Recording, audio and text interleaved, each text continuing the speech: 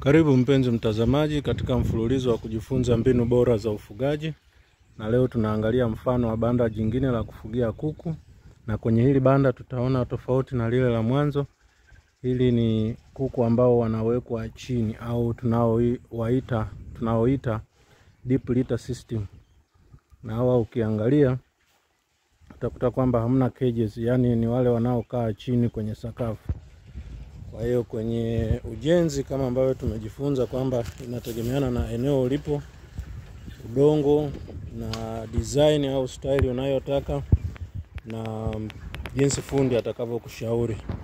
Lakini kwa ajili ya kujifunza, kama tulivyoona, bado tuko Dar es Salaam na Pwani ambapo kawaida kuna joto kali, kwa hiyo ukuta kwa sehemu kubwa huwa hazijengwi. Kama unavyoona hapa kuna mstari moja wa tofali moja au kozi moja. Alafu huku juu inabaki ni wavu mpaka unapofika kwenye paa. Na huyu mwenzetu ameweka hivi vigingi kwa ajili ya kusimamishia nguzo. Nguzo unaiona kama hii. Na ukubwa wa hili banda ni mita 10 upana na mita 45 urefu. Kwa hiyo ukizidisha hapo unapata mita za mraba 450. Na kwa ukubwa huu unaweza kufuga kuku takriban 4,500 mpaka 6,000.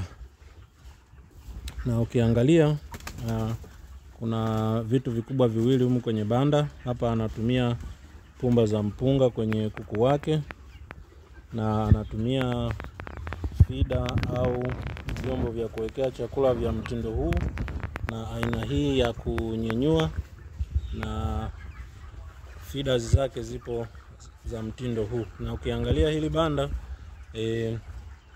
pale nyuma hapa kuna ngazi ambapo kuna tenki hapa linaloleta maji kupitia kwenye mabomba haya, kisha kuna kuwa na mirija midogo ya mabomba kama hili kuleta moja kwa moja hapa kwenye drinker au chombo cha maji hiki hapa. Kwa hiyo system yake ndo iko hivi. Kama ukiangalia kuku wetu wako vizuri na hapa wako tayari kwa ajili ya kwenda sokoni. Na kwa msimu huu ameweka kuku 5,500.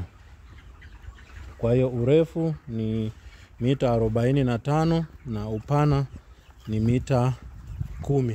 Na urefu wa hii nguzo kutoka hapa kwenye usawa wa hili tofali mpaka pale juu ni futi 8, na katikati amegawanya kwenye futi 4 kupata hii mbao ambayo ni kama inatenganisha sehemu ya juu na ya chini kama ambavyo unaona hapa. Hili ni banda jingine, na ukiangalia hapa hili lina usanifu ule ule kama tulioona wa lile banda jingine la mwanzo. Na hapa umeona hapa juu kuna hii sehemu ambayo inazibwa na mabati kwa ajili ya kuzuia mwanga au jua kupenya moja kwa moja kwenye banda. Lakini kitu cha tofauti hapa ambacho tunajifunza hapa, mwenzetu ametumia hizi nguzo ambazo ni nguzo ambazo zimewekewa dawa au tunaita treated.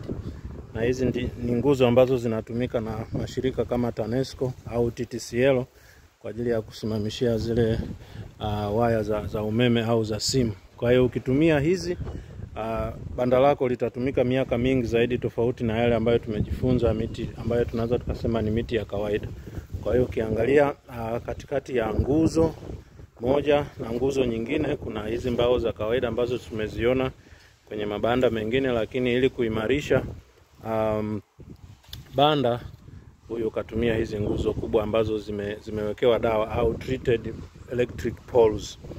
Alafu hapa chini kuna hii sehemu ya kuwekea dawa kwa ajili ya kusafisha ama kuweka dawa kwenye viatu. Unapoingia kwenye banda kama hivi kunakuwa na maji yenye dawa, unatumbukiza hivi mguu kidogo ili sole ya kiatu iweze kupata dawa unapoingia kwenye banda na unapotoka, ili kupunguza maambukizi yanayoweza kuingia kwenye kuku wako. Kwa hiyo ni muhimu sana kila banda liwe na hii inaitwa footpath au foot bath.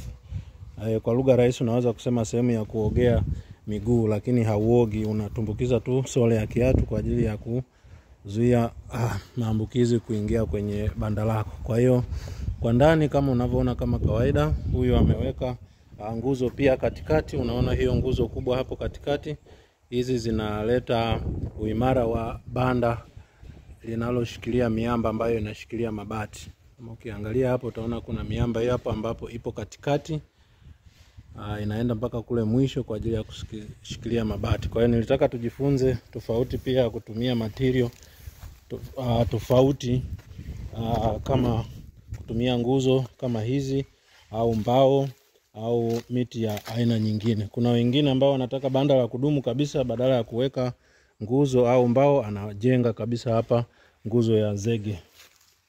Kwa hiyo ngoja tuone vipimo kwenye banda ambalo tumeliona mwanzo. Kwa hiyo hapa kama unavyoona, kuku wetu hapa 1500, na ukiangalia ndani kuna hizo feeders na drinker. Kwa hiyo drinkers zipo 4 kwa kila mstari,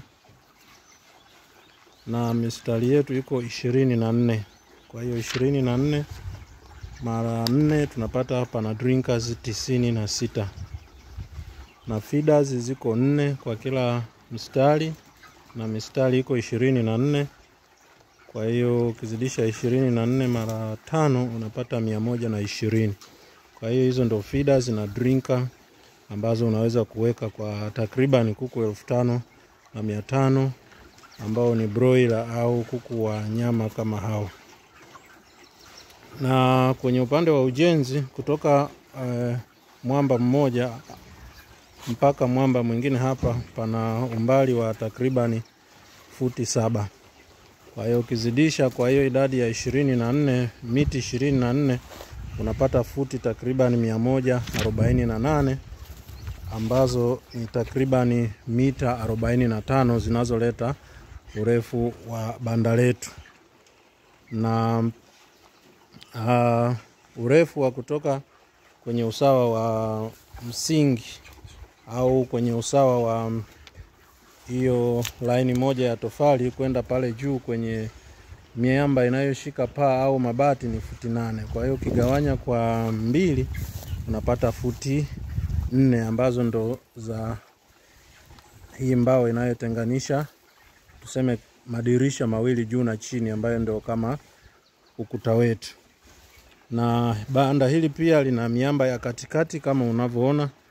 Kwa hiyo kama nilivyosema, upana ni takriban mita 10. Kwa hiyo kwenye mita 5 katikati ya banda kuna miamba. Hiyo miamba pia ipo pamoja sawasawa na mstari wa drinkers na feeders. Kwa hiyo nayo ipo kwa idadi hiyo. Kwa hiyo kuna kila mita 7 kuna mwamba mmoja. Kwa hiyo jumla kuna miamba ya idadi hiyo kama unavyoona. Kwa hiyo ipo 24 kutoka kwenye upande mmoja wa banda kuja kwenye upande mwingine wa banda huku. Kwa hiyo hivi ndivyo unavyoweza kusanifu au kujenga banda. Kama nilivyosema, inategemeana na mahali ulipo, hali ya hewa, vifaa au material ulionayo, design ya banda unalotaka, unataka kufuga kuku wangapi na kuku aina gani, pamoja na ushauri wa fundi utakaoweza kupata kwa ajili ya kufuga kuku wako. Kwa huu ni mfano wa aina ya kufuga tunayoita deep litter system, yani bila kutumia keji au yale makasha. Kuku wanakuwa chini kama unavyoona. Kuku wetu hapa wamependeza, wako tayari kwa ajili ya kuvunwa. Upana kama nilivyosema ni takriban mita 10, ambazo ni wastani wa kama futi 36 kutoka upande mmoja wa banda mpaka upande mwingine kwa maana ya upana.